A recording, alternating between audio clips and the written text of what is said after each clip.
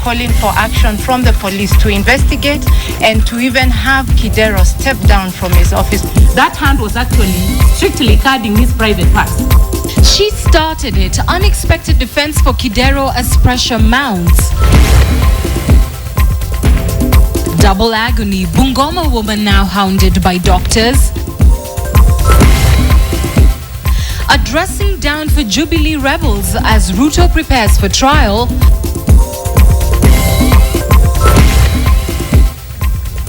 Wakubwa wote wa Mungiki wawawe na wasijulikane bila wamewawa. And hunting down the hunters. Secrets of the Kitui kidnapping saga. KTN Weekend Prime with Ann Kiguta.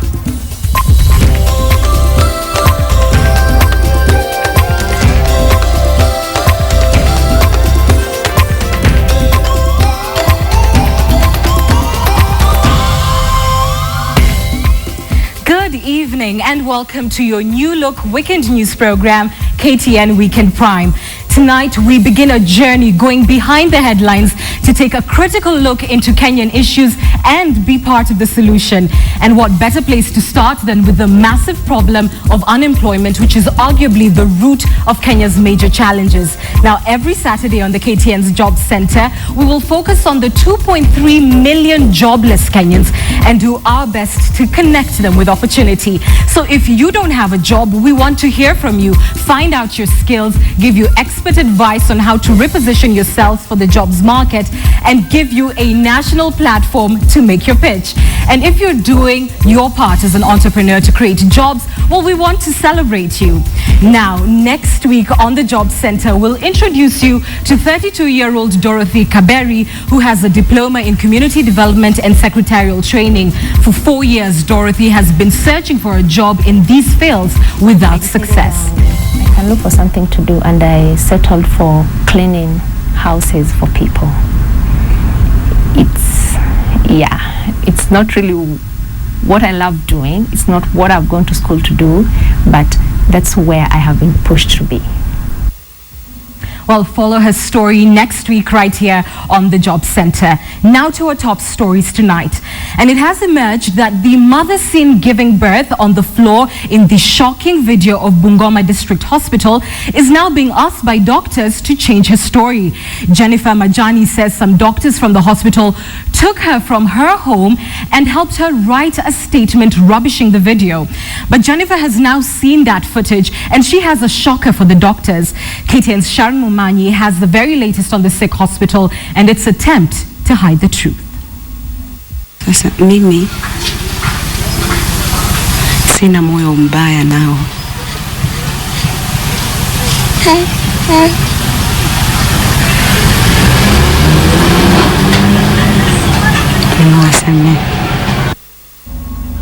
We've got the details to that full story a little later in this bulletin. She touched the governor inappropriately. Now that is the defense of Dr. Evans Kidero's team on the video that hit headlines yesterday, showing him slapping legislator Rachel Shebesh. Now women's organizations want Kidero to resign over that incident that shocked the country. And as KTN's weekend editor Aaron Ocheng now reports, Kidero's coalition CORD has distanced itself from his alleged actions. Supporters of Nairobi Governor Dr. Evans Kidero from the Nairobi County Assembly have made a surprising claim in defense of Dr. Kidero's action last evening, in which he was caught on tape slapping Nairobi Women Representative Rachel Shebesh. That hand was actually strictly guarding his private parts, just to release Rachel's hand, not to tamper with his private parts of his body. So it was not a slap as such. And that's not all. They say Shebesh should have received harsher punishment for the alleged embarrassing act. The Nairobi County Executive Member in charge of communication has also sent the same kind of statement to newsrooms, saying Dr. Kidero was assaulted in the lower abdomen before the alleged slap happened. Othaya Member of Parliament Mary Wambui, however, did not spare any words in her scathing attack on Dr. Kidero for the slap on Shebesh. Kupiga mama mbele ya viongozi na mbele ya watoto ni kuonesha nyamuna gani? Ile mwingine alifanya makosa akatolewa kwa sababu alikuwa ni mwanamke. Hata huyu tunasema hiyo mambo alifanya jana mchana. Tunataka justice, hata yeye aende nyumbani. This comes even as Dr. Kidero's political coalition code began to disassociate itself from the Nairobi governor's actions. The code statement signed by Wiper Chairman Senator David Musila say in part that the alleged slapping of Shebesh borders on impropriety and breach of the coalition's leadership code and our country's constitution. They need to be investigated impartially by relevant agencies of state. It goes on to say that code remains steadfast in its commitment to the rule of law, justice and accountable leadership. The coalition has commenced its own inquiry. The Coalition on Violence Against Women say it will institute criminal proceedings against Kidero in court should the governor stay put. In light of the magnitude of the offense and noting that it occurred on public property while the governor was acting in his official capacity, we call for the immediate resignation. Kidero, who is seen as a lone ranger, may not get the full support of the Code Coalition, as many in the party view his warming up to the Jubilee government as a betrayal of the party. Jubilee members, on the other hand, are likely to fight tooth and nail to get the coveted Nairobi governor's seat should he be forced to step down. According to the Constitution, a governor can only be impeached if there is evidence of gross violation of the Constitution, if the governor has committed a serious crime, or if there is sufficient evidence of abuse of office. If an assault case is successfully lodged against Kidero, he could get a maximum 3 years in jail, which means he could lose his seat. Aaron Ocheng, KTN.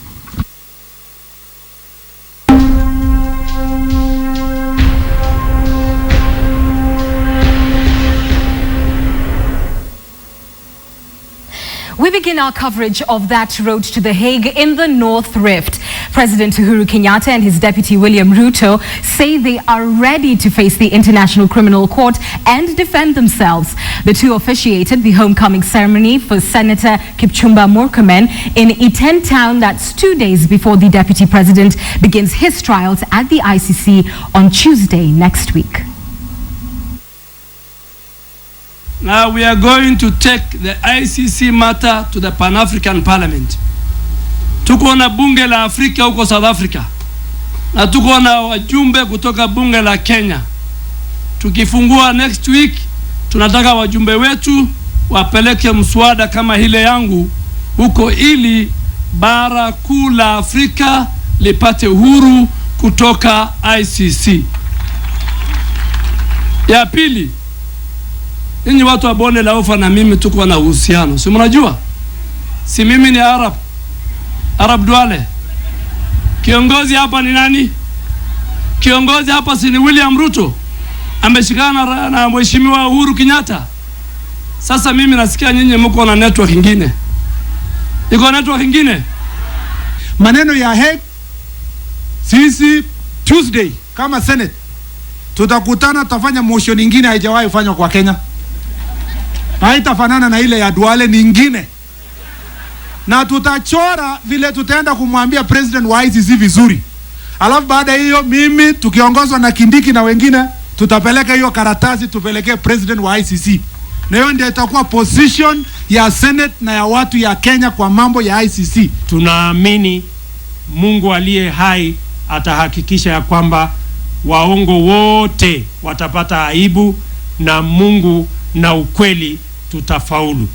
Mimi naamini hivyo, na mimi najua ndani yenu mumetuombea na mumetutoa mbali. Tulichaguliwa wakati watu wengi hawakuamini watu ambao wameshtakiwa wanaweza kuchaguliwa. Si ni kweli? Na kwa vile Mungu alitenda haya miujiza, naamini ya kwamba hata katika mambo hii ilibaki kidogo kidogo, Mungu atafanya miujiza na tutarudi nyumbani na Kenya hii tutasukuma mbele. Lakini kuna wengine ambao wanafikiria ya kwamba wako na amani zaidi kushinda ile sisi kama Wakenya tunaweza kujiletea. Mimi nawaambia hivi, wasifikiria ya kwamba tunaogopa. Tunajua ya kwamba sisi hatuna hatia, hatuna laama. Tutajitetea na ukweli utajitokeza na aibu itakuwa kwao na Wakenya ndio watashinda tukienda mbele. yangu ni kuwauliza, msiwekwe hofu na mtu yeyote. Msiambiwe ya kwamba sasa watu wanaenda kule, serikali itaendelea. Hakuna serikali ambayo inaanguka hapa. Kama walikuwa wanafikiria hii ndio kadi ile walikuwa wameficha, ati sasa ndio wapate nafasi yao ya kuzunguka huko wakidanganya watu na mareferendum sijui na nini, sahau. Kazi itaendelea. Serikali iko imara. Tunaelewana? Serikali iko imara. Complete Kenyan government ikiongozwa na mimi na ndugu yangu Mheshimiwa Ruto wafanye vile watafanya. Na nyinyi magovernors na masenators ambao mnaendelea kuchochea, kama sio sisi na serikali ya Jubilee mungekuwa na hiyo viti ambaye sasa mnaipigia maneno. Msitusumbue bana. Wacha tufanye kazi. Au namna gani? Wacha tufanye kazi. Gojea, tulia. Tulia. Tafadhali tulia. Msione kunyamaza ni kuogopa. Hapana. Kama ni mambo ya haki, njoo tuseme. Njoo tukae, njoo tujadiliane. Sio kuzunguka. Hata ile pesa ambayo mko nayo mmeitumia. As the Deputy President prepares to depart for his trial, which was triggered by the post-election violence, victims of those clashes who have been living in camps began benefiting from the latest government handouts. Now, the President and his deputy closed down the Mai Mahiu, Naivasha and Eldoret IDP camps as part of that effort earlier today. The 3.2 billion shilling cash program seeks to help resettle IDPs, most of whom were displaced by the same post-election violence. The program is due to be concluded by the 20th of this month. Each IDP household will receive 400,000 shillings. 10,000 shillings will be in cash to help them move, while 390,000 shillings will be deposited in their bank accounts. The two leaders urged IDPs to ensure they get title deeds for their land, use the money well, and engage in income-generating activities to improve their livelihoods. Yangu ni kuwauliza tuungane, tushirikiane. Mswahili alisema yaliyopita sio nini? Tugange. Hapo ndipo sisi tunaelekea. Ule Mungu ambaye alituwezesha wananchi hawa wakapiga kura na kuunda serikali ya Jubilee, huyo Mungu pia atatuokoa kutoka uongo ya watu waliotuwekea katika mahakama hili. And ahead of that trial on Tuesday, KTN has deployed a team of experienced journalists in The Hague and several parts of the country to give you detailed accounts of the trial and the reactions. Our senior reporter, Rita Tinina, is already in place in that Dutch city and now joins us with a preview of what we can expect. Good evening to you, Anne, from The Hague, where it is a little past 8 p.m. and darkness is yet to fall. Residents here are enjoying the last of the summer days, and we are counting down to the start of the trial of Deputy President William Ruto. That trial kicks off on Tuesday, the 10th of September. It will run for 3 weeks before taking a 10-day break to resume in mid-October. William Ruto will be expected in court every day from 9:30 a.m. Hague time, with the exception of weekends. That means that Kenya's Deputy President will be missing in action from the country initially for a straight 3 weeks. Aaron Ocheng now takes a closer look at the implications of that rare prospect.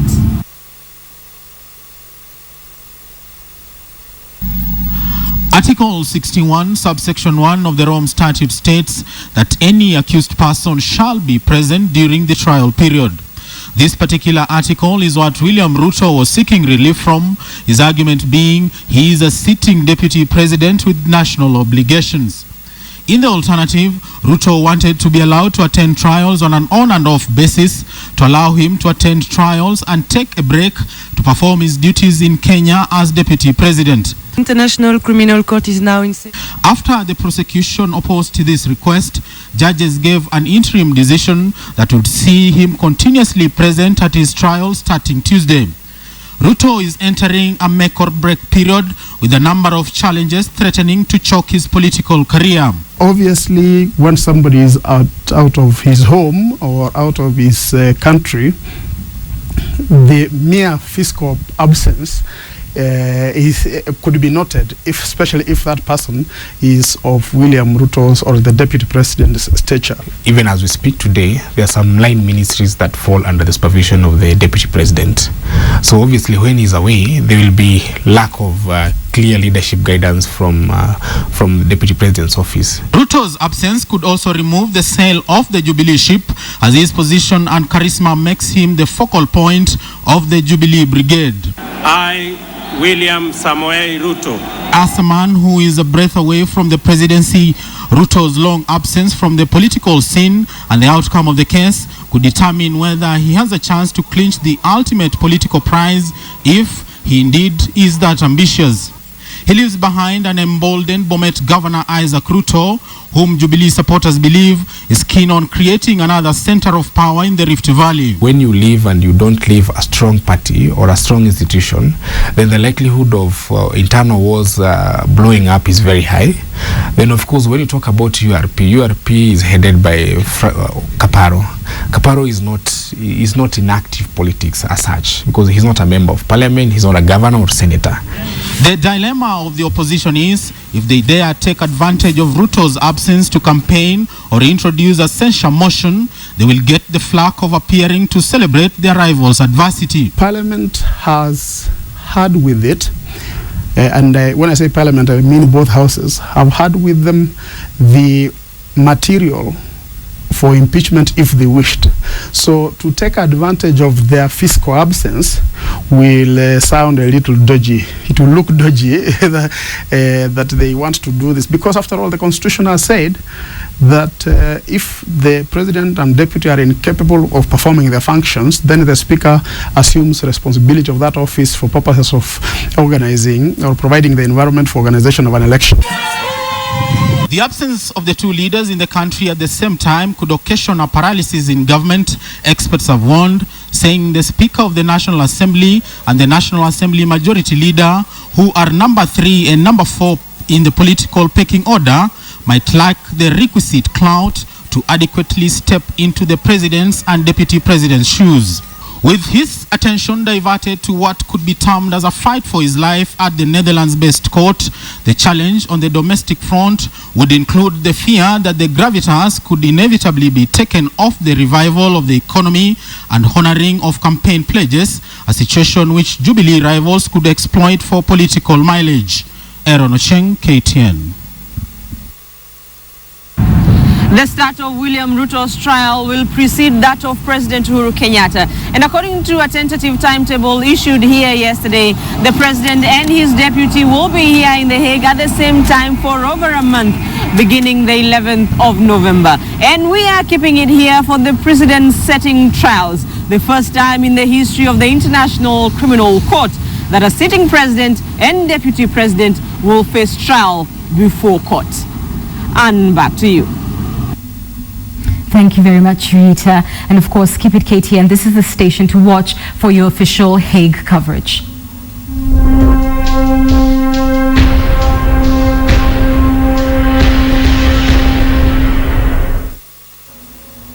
To other news now. Now, whenever a rugby tournament is organized, spectators arrive in their numbers, giving the impression that rugby is indeed a popular sport. Or is it? Now, there are several side shows that are often organized alongside the rugby matches. And as KTN found out, these shows have come to overshadow the main event. On the weekend of the Prince Louis Sevens, all roads led to Nakuru. The event promising days of fun, yet while the rugby matches drew attention, the real attraction lay far from the field in the activities that had drawn youth from the city in their numbers. Nafikiria watu wengi wakam kuacha rugby. Watu kamtu kujionea madem, kuget tattoo, kukula. Nakuru has been nicknamed Nax Vegas after the American Las Vegas, a place of fun and excitement and quickie marriages. And in keeping with the spirit of Las Vegas, organizers of the rugby festival set up a wedding chapel in a tent, Couples who walked in got to sign a marriage certificate, not real of course, but for the remainder of the weekend they were considered married. And as darkness set in, so the party began in earnest. The spectators made a stopover at this tent where an artist was busy painting fake body tattoos. It's all about the fun. It's not about the rugby. It's about being with people, meeting new people, getting to know people. They then gathered in the field where earlier in the day the marches took place. Now loud music played while the meat sizzled on the fire, and bonds were formed as the alcohol took over and the youth lost their inhibitions. You come here, you have fun for once, and then you go back to the office on Monday and become a professional. Behave like a professional. Even in Las Vegas, nothing lasts forever, and soon it was time for the winners to be announced. And once they were gone, all that would remain was the debris of the weekend that was. Wilkison Abwa, KTN. All right, it's time for us to take a short break, but coming up in this bulletin, was a police officer murdered in cold blood by his own colleagues? Dennis Onsarigo will be joining us with an investigative piece, and also we'll be telling you the story of the sick Bungoma hospital that just got a little sicker.